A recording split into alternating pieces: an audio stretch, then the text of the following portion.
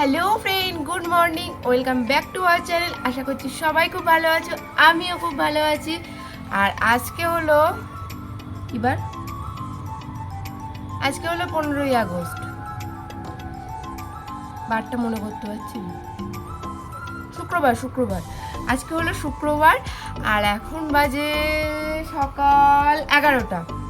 এখন থেকে আমি আমার ব্লগটা স্টার্ট করছি। আর আজকে আমি এখন টিফিন নিয়ে বসেছি বন্ধু। এই যে লিকার চা আর হচ্ছে বাসি লুচি, এইটা হচ্ছে আজকে আমার টিফিন।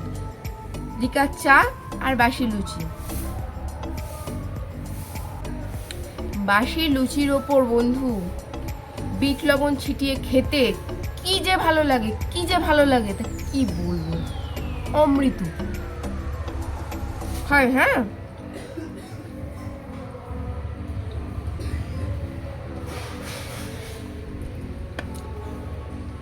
খুব ভালো, খুব ভালো।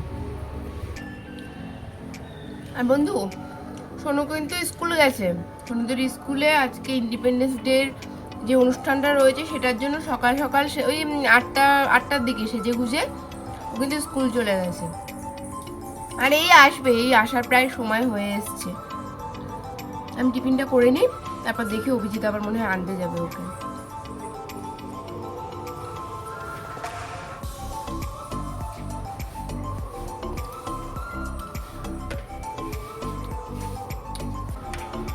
আপনারাও যারা যারা আমার মতো লুচি খেতে ভালোবাসেন, বিশেষ করে বাসি লুচি, কিন্তু গ্যাস অম্বলের ভয়তে খান না, তারা একবার বাসি লুচির উপর বিট লবণ ছিটিয়ে খাবেন, দেখবেন একটুও গ্যাস হবে না।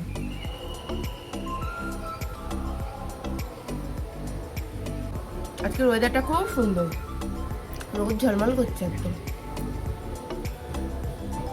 হাওয়াও আছে, গাছের পাতাগুলো নড়ছে, সেটা থেকে বুঝতে পারছি হাওয়া হচ্ছে।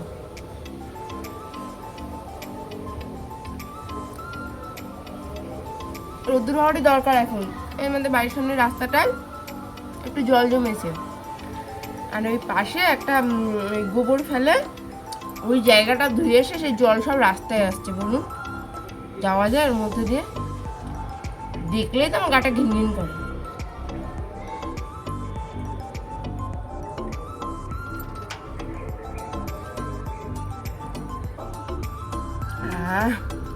সেই টেস্ট।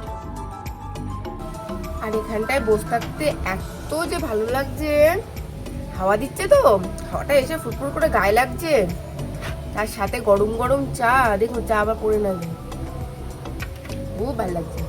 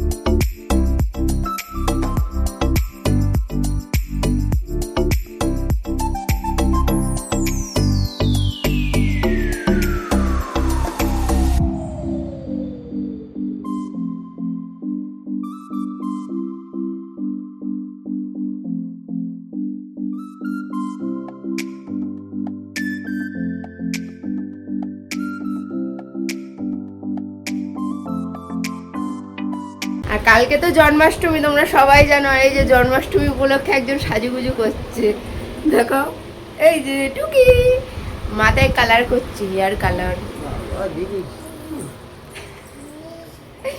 আর আমাকে এখন রেডি হয়ে একটু বুড়ো দাদুকে নিয়ে যেতে হবে ডাক্তারখানায়। বুড়ো দাদুটা কে ভাবছেন? অভি। মাজায় ব্যথা, পেইন হচ্ছে মাজায়। না না, আমি মজা করছি, কিন্তু যা সত্যি মাজাটা ব্যথা। আর কালকে নাম লিখিয়ে এসেছি, এখন একটুখানি নিয়ে যাব। এই 11:30 থেকে ডক্টর বসবে, 11:30 বাজে। রেডি হয়ে নি? হ্যাঁ, তাহলে লেট হয়ে যাবে।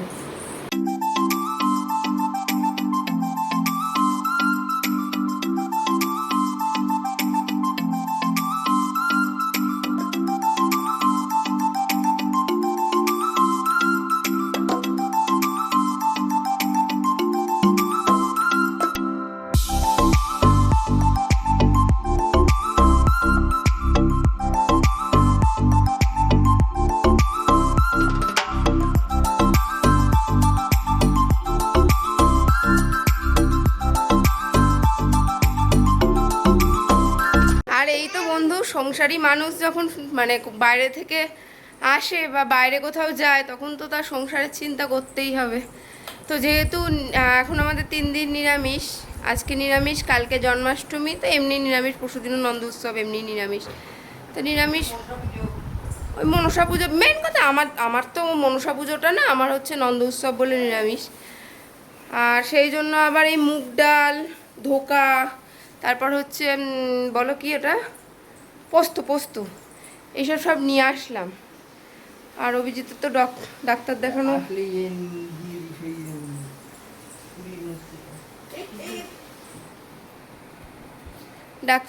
দেখালাম। কালকে কটা ব্লাড টেস্ট করতে হবে আর একটা এক্সরে করতে হবে, করে আবার বুধবার দিন রিপোর্ট দেখাতে হবে। তো দেখা যাক। চলো বন্ধু, হ্যাঁ আমি আজকে ফ্রেশ হয়ে নিয়ে, আজকে প্রচুর কাজ আছে, তো চলো দেখতে থাকো। আর সোনু স্কুল থেকে বাড়ি চলে এসছে। সোনু কেমন সেজে স্কুলে গেছিলো সেটা আমি দিয়ে দিচ্ছি, একটু দেখে নাও।